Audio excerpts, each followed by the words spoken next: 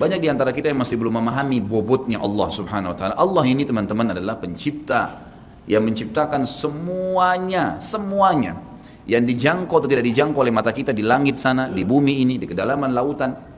Bahkan Allah memperkenalkan diri dalam sebuah ayat yang sangat mulia. A'udzubillahi minasyaitonirrajim. Wa ma tasqutu min waraqatin illa ya'lamuha wa la habbatin fi dhulumatil ardi wa la ratbin wa la yabisin illa fi kitabim mubin. Tidak ada selembar daun yang jatuh dari sebuah pohon kecuali dia tahu, Allah tahu dari pohon mana, berapa kali dia tersentak, kemudian dia jatuh di sisi mana di tanah. Allah semua sudah tahu kapan dia jatuh, kapan daun itu tumbuh, dan tidak ada biji yang basah ataupun kering di dalam bumi kecuali Allah sudah catat semuanya di Lauhil Mahfuz. Allah itu latif, lembut dan mengetahui segala sesuatunya. Basir, ya, atas melihat semua segala satunya. Allah Maha Kuasa. Makanya tingkat tertinggi dalam iman, dalam agama kita adalah setelah Islam, kalau dia cuma kerjakan rukun Islam saja namanya Muslim.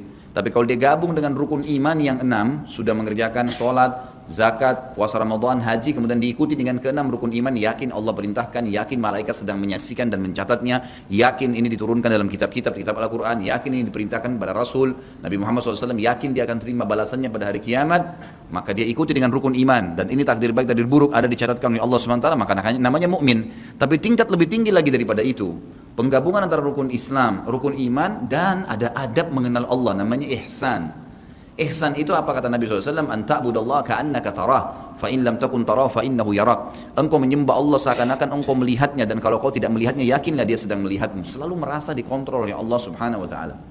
Kalau ada di antara Bapak Ibu yang bertanya pada saya, Ustaz, saya sudah coba khusyuk tapi tidak bisa. Masih terasa kayak ada hambatan-hambatan. Apa kira-kira sebabnya? Jawabannya cuma satu. Bapak Ibu masih memiliki dosa yang menghambat itu. Selama dosa masih ada, yakinlah tidak akan pernah bisa khusyuk. Nggak bisa. Makin banyak dosa itu, makin berlipat-lipat, makin diulang-ulang setiap hari, maka makin jauh dari Allah Subhanahu wa taala. Seperti orang yang tenggelam ke dalam lautan, belum keluar ke dasarnya, dia kemudian menelan lebih banyak air, maka makin tenggelam dan bisa meninggal dunia. Seperti itulah orang yang berbuat dosa. Maka berbanyak istighfar. Seminggu, 2 minggu, sebulan. Sampai Abdullah bin Umar mengatakan radhiyallahu anhuma, ini sahabat Nabi ya, dikenal dengan sahibut ta'assi, orang yang sangat luar biasa dalam mengerjakan sunnah Nabi SAW. Hal yang kecil aja dikerjain sama dia. Sampai Abdullah bin Umar, saya pernah ceritakan kalau masih ingat kisahnya, bagaimana beliau memberhentikan 70 kafilah haji di zaman pada saat Nabi SAW sudah meninggal, di zaman pemerintahan ayahnya Umar bin Khattab radhiyallahu anhu ajma'in. Beliau pernah memberhentikan 70 kafilah haji, lalu kemudian beliau bilang, berhenti dari sini, tunggu sebentar dan lihat apa yang saya lakukan. Lalu Abdullah bin Umar jalan jauh sekali, orang semua lihat apa yang dia mau kerjakan nih orang. Ini ulamanya sahabat. Tiba di sebuah pohon, beliau kencing di pohon itu. Kemudian setelah kencing kembali lagi. Lalu Ka'ab bin Malik sahabat Nabi yang radhiyallahu anhu berkata, wahai Abdullah bin Umar, semoga Allah merahmati anda. Apakah anda memberhentikan kami 70 kafilah ini hanya untuk menyaksikan anda kencing di pohon itu? Jawabannya dengan sangat tegas, jelas, iya. Kenapa? Kata Ka'ab, karena saya waktu haji bersama Nabi SAW, Nabi pernah berhenti di sini, pernah kencing di situ. Jadi saya mau tunjukkan ini loh tempat kencingnya Nabi SAW. Saking luar biasanya Abdullah bin Umar dalam masalah ini. Beliau pernah berkata, teman-teman sekalian, padahal terkenal dengan sahibut ta'asiyah, tidak ada sunnah Nabi yang ditinggalkan, selalu dikerjakan. Beliau mengatakan, saya tahu atau saya pernah berbuat dosa, tapi beliau tidak sebutkan, saya pernah berbuat dosa, pelanggaran yang itu kecil di mata saya, mungkin sebuah pelanggaran kecil. Ternyata Allah Subhanahu wa taala mengharamkan saya dari sholat subuh berjamaah sebulan. Jadi kalau ada orang di antara bapak-bapak yang sholat subuh kebablasan tidur, itu ada dosa. Beliau mengatakan bahkan karena dosa kecil itu sudah cukup sebulan saya terharamkan sholat subuh berjamaah. Ada di antara mereka yang mengatakan juga, di antara para sahabat dan ulama tabi'in, saya gabungkan perkataan-perkataan mereka, banyak di antara mereka yang mengatakan, dan hampir sama semuanya. Mereka mengatakan, kami tahu, ya, atau saya mengetahui perubahan, ada dosa yang saya lakukan pada saat terjadi perubahan pada pasangan saya.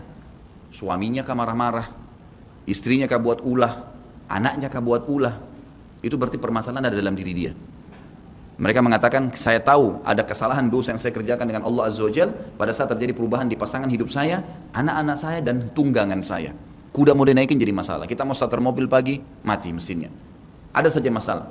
Itu berarti ada kendala-kendala berhubungan dengan masalah dosa. Lihat bagaimana pekahnya mereka menjaga hubungan dengan Allah Azza wa Jal. Seseorang di antara mereka seperti hadis Nabi SAW yang berbunyi, orang mukmin kalau berbuat dosa kecil saja, maka dia akan melihat seperti sebuah gunung yang berat di punggungnya. Sementara orang munafik kalau dia berbuat dosa besar, dia hanya melihat seperti seekor lalat yang hinggap di hidungnya lalu diusir seperti ini. Kiat teman-teman sekalian untuk dekat dengan Allah Subhanahu wa taala adalah kata kuncinya paksakan ibadah. dan paksakan tinggalkan dosa. Harus dipaksa. Harus kita paksa jiwa kita ini. Cambuk jiwa itu, cambuk dengan ilmu dan keimanan. Mulai sekarang saya mau on time sholat di masjid, tidak mau ketinggalan. Apapun konsekuensinya, paksain. Sesuatu kalau sudah dipaksakan dan menjadi sebuah kebiasaan, akan enak dikerjakan. Otomatis. Tapi kalau kita kendor, sesekali saja dikerjakan, maka akan luluh seperti biasa umumnya. Begitu pula dengan dosa.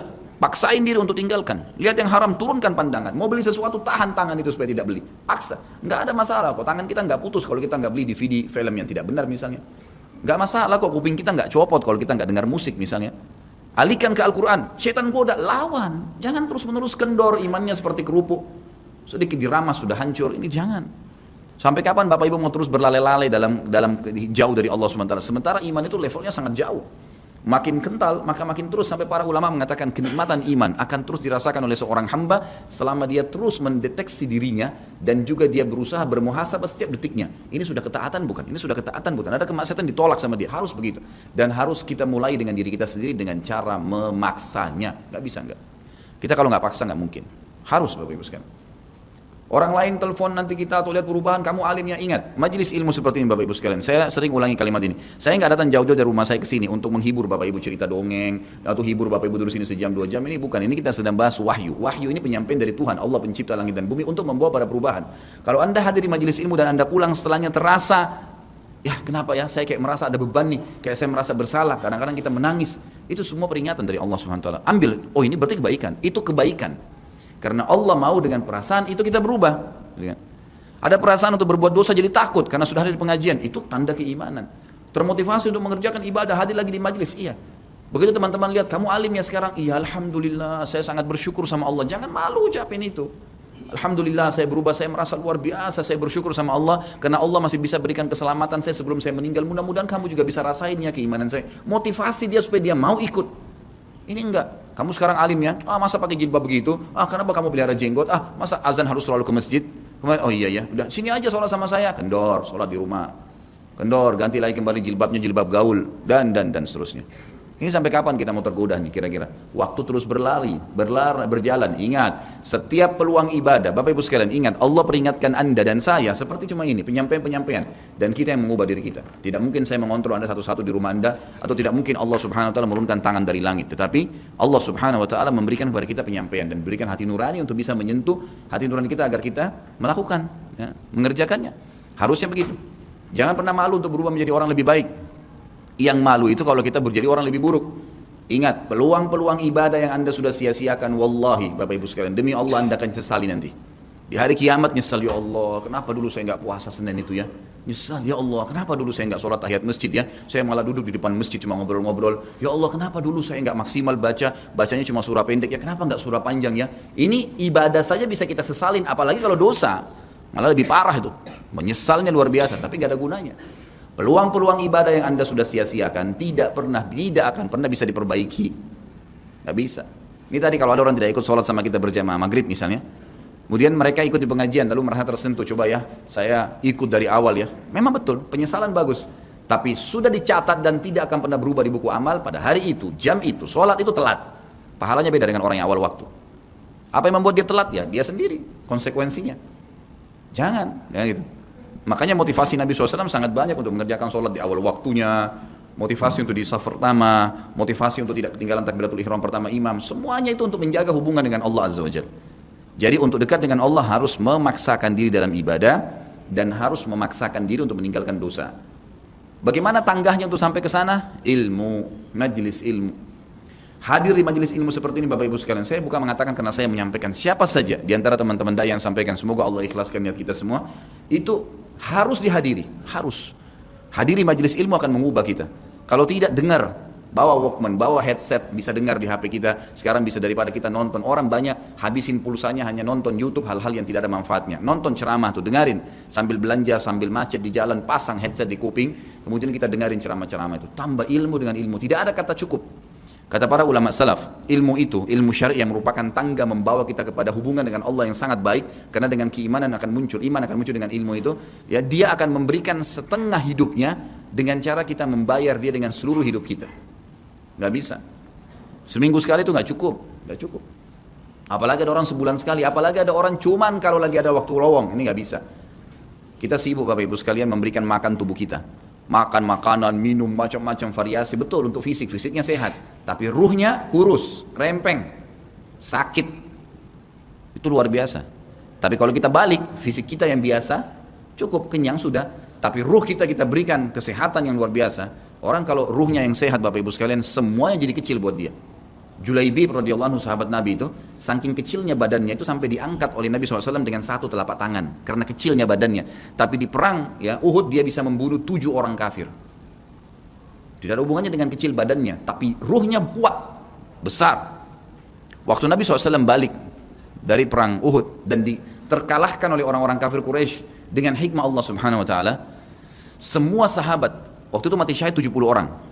Di Uhud, sisa 630 orang bersama Nabi SAW, semuanya terluka. Dan minimal luka sahabat waktu itu minimal 7 luka. Sabetan pedang, hantaman tombak, sobekan, pokoknya luka semua sahabat. Sampai ada sahabat sudah nggak bisa jalan karena kakinya sobek, punggungnya sobek, dinaikin di kuda, tiba di rumah tinggal dibaringin. Lihat bagaimana para sahabat mengetahui bagaimana hubungannya dengan Allah Subhanahu Wa Taala dengan ilmu yang sudah tertanam yang Nabi SAW tanamkan dalam hati mereka. Bisa mengubah segala sesuatu. Subhanallah, tiba pulang menjelang maghrib ke kota Madinah, istirahatlah para sahabat ini, mereka lagi ngobatin obat luka mereka. Nabi SAW dapat wahyu, menyuruh Nabi SAW dan para sahabat keluar mengejar Quraisy. Quraisy ini jumlahnya waktu itu ya, 1000 orang, 3000 orang pasukan Quraisy, yang terbunuh cuma sekian belas saja mereka.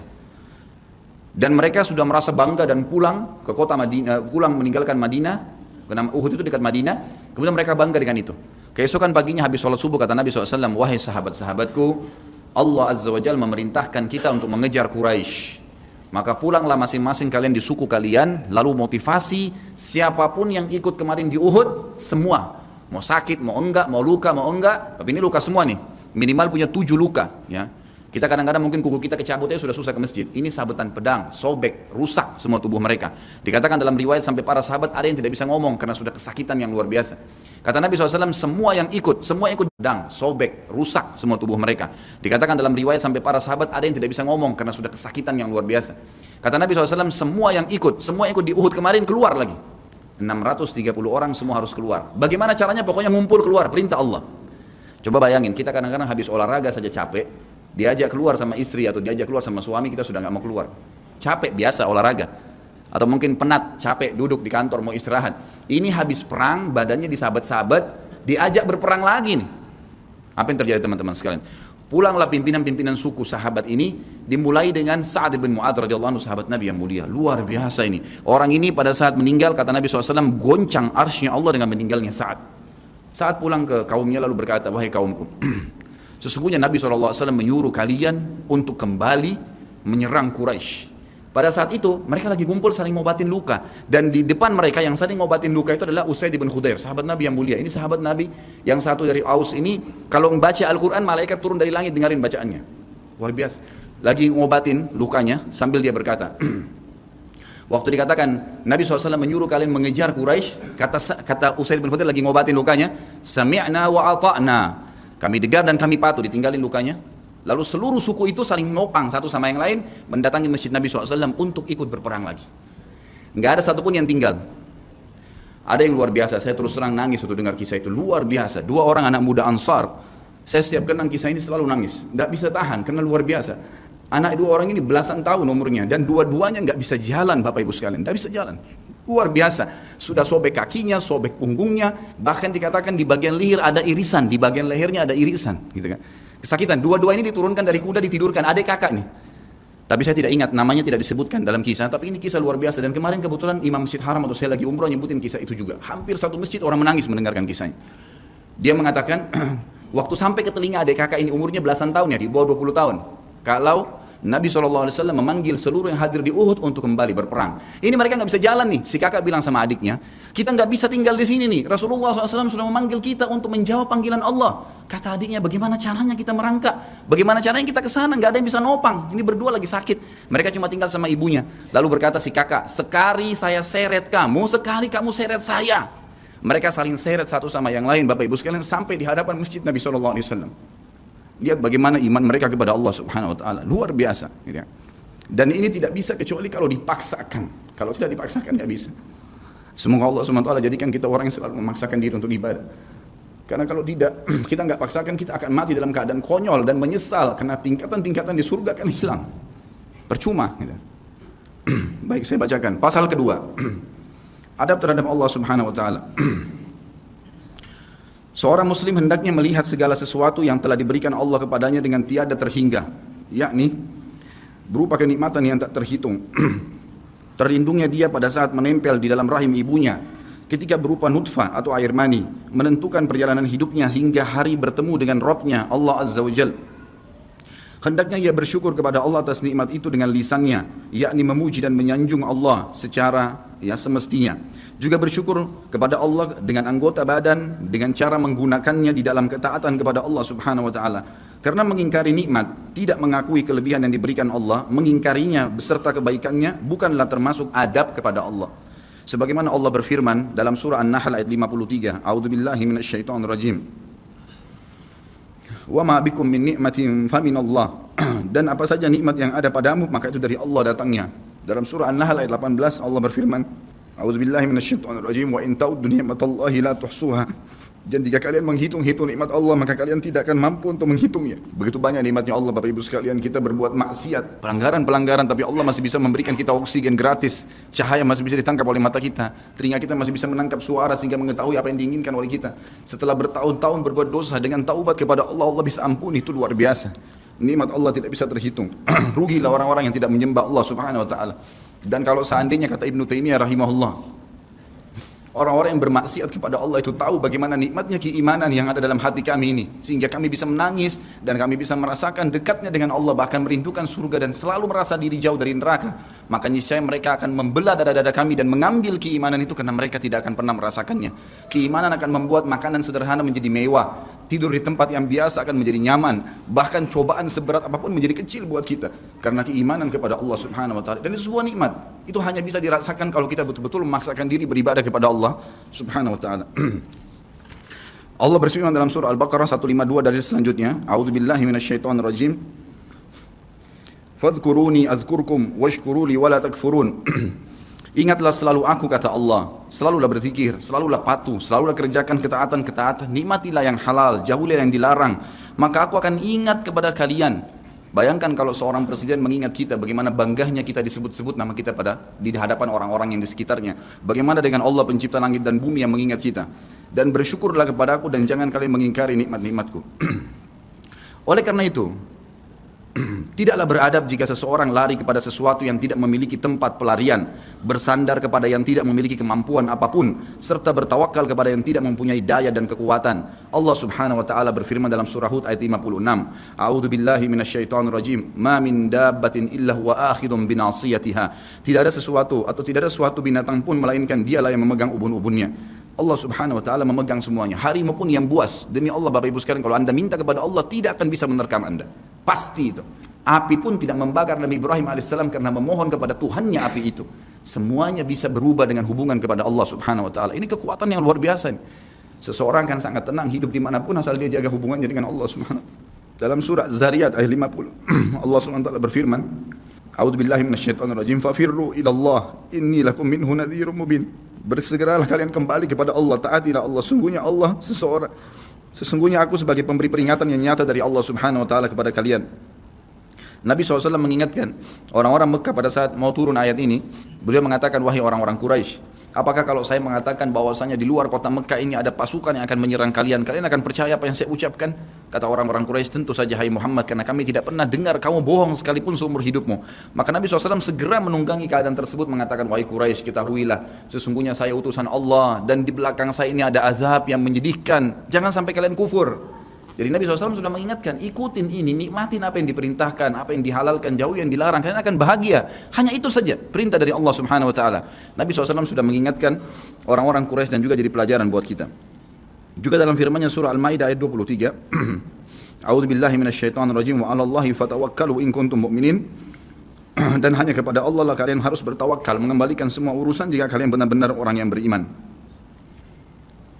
Sisi yang lain, Seorang muslim juga harus melihat kepada kelemah lembutan Allah subhanahu wa ta'ala kepadanya di dalam setiap urusannya, melihat kepada kasih sayang Allah kepada dirinya dan seluruh makhluknya, lalu berkeinginan kuat untuk mendapatkan tambahan kelembutan dan kasih sayang itu, sehingga dirinya akan selalu merendahkan diri kepada Allah dengan kerendahan yang murni dan dengan doa, bertawassul kepadanya dengan perkataan yang baik dan amal soleh. Kalau kita lagi makan, syukuri, alhamdulillah. Dan ingat teman-teman sekalian, saya pernah jelaskan juga, hati-hati dengan hukum syamata namanya. Syamata itu merendahkan orang lain. Kalau ada sesuatu yang tidak ada pada kita teman-teman sekalian, syukurlah kepada Allah subhanahu wa ta'ala. Jangan pernah sampai menghina orang lain, karena Allah meninggikan derajat kita justru dengan kita bersyukur.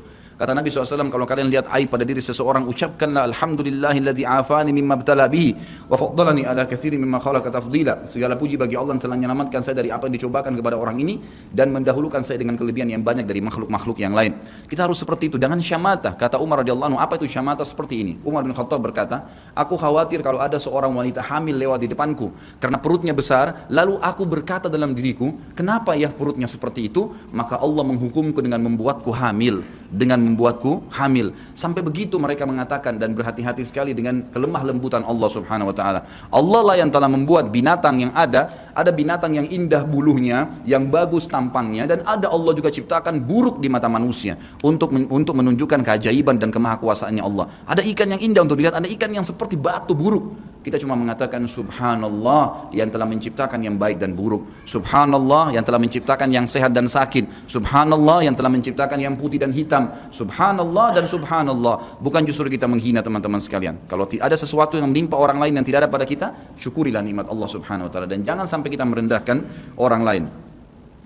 Ini semua merupakan adab, kata beliau, terhadap Allah yang menguasainya. Maka bukanlah orang yang beradab orang yang berputus asa dari mencari tambahan rahmatnya yang luas, meliputi segala sesuatu, berputus asa dari kebaikan Allah yang tak terhingga, yang mencakup seluruh alam semesta ini, serta kelembutannya yang tercurah untuk segenap makhluk. Allah subhanahu wa ta'ala berfirman di dalam A'raf 156, A'udzu billahi minasyaitonir rajim, wa rahmati wasi'at kulla syai', dan rahmatku meliputi segala sesuatu. Kata ulama tafsir, hewan pun kalau yang buas kemudian dia menerkam mangsanya, lalu dia meminta maaf kepada Allah, maka rahmatnya Allah akan meliputinya. Seseorang membunuh orang lain pun, sebagaimana masuk dalam sebuah hadis, Allah tertawa melihat dua orang yang saling membunuh, kemudian dua-duanya masuk surga. Lalu para sahabat bertanya, ya Rasulullah, bagaimana ceritanya dua orang itu? Kata Nabi SAW, yang satunya mukmin, yang satu kafir. Lalu kemudian si kafir membunuh si mukmin di kancah peperangan, mati syahid lah si mukmin tadi. Berjalan waktu, si kafir mendapatkan hidayah, akhirnya juga masuk Islam, dan dia berperang lalu dibunuh oleh orang kafir yang lain.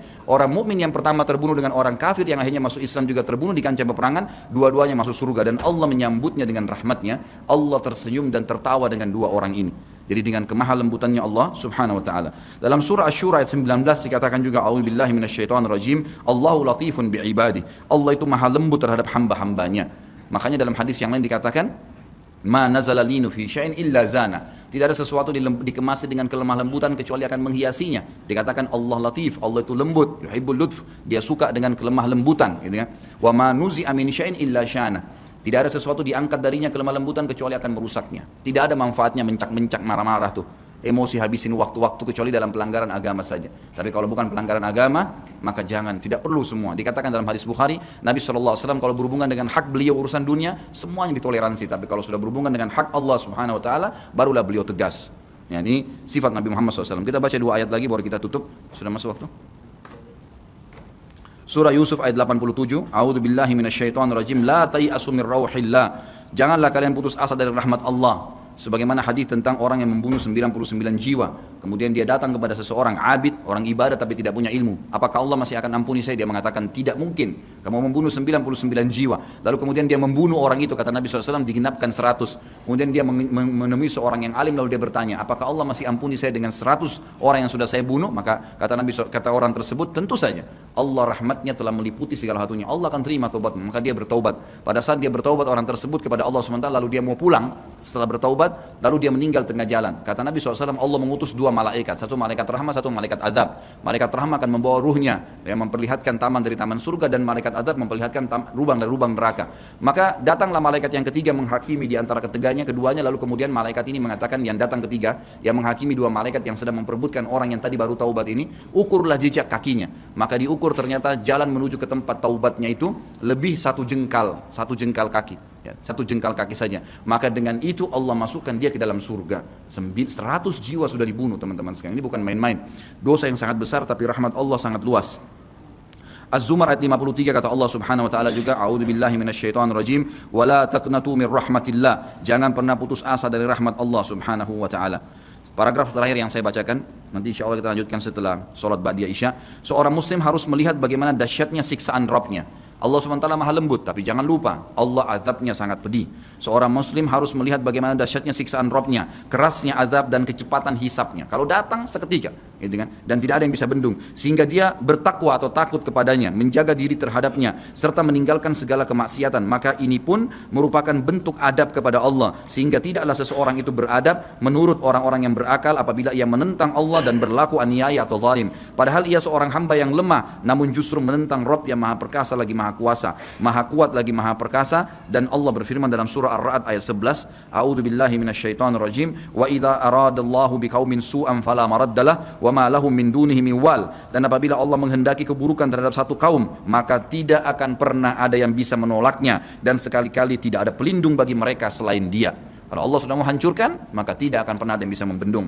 Juga dikatakan dalam surah Al-Buruj ayat 12, a'udzubillahi minasyaitonir rajim, inna batsya rabbika lasyadid. Sesungguhnya azab Rabbmu benar-benar keras. Jadi teman-teman, jangan tantang Allah. Kalau anda buat dosa, lindungi, tutupilah dan bertaubat kepada Allah. Jangan tantang, nggak mungkin lah, masa Allah haramin, ya sudah diolok-olok orang yang berbuat ketaatan, ini berbahaya. Karena kalau datang azabnya Allah, Bapak Ibu sekalian, menyakitkan sekali, sangat luar biasa. Saya sarankan juga anda bisa ya melihat di YouTube azab-azab Allah, itu akan banyak cuplikan yang orang-orang memang kena kutukan dari Allah Subhanahu wa taala, bisa mudah-mudahan menambah iman kita. Ayat yang terakhir adalah surah Al-Imran ayat 4 yang bunyinya, a'udzubillahi minasyaitonir rajim, wallahu azizun dzuntiqam. Allah itu maha perkasa, maha mulia, dan Allah mempunyai balasan siksaan yang sangat keras.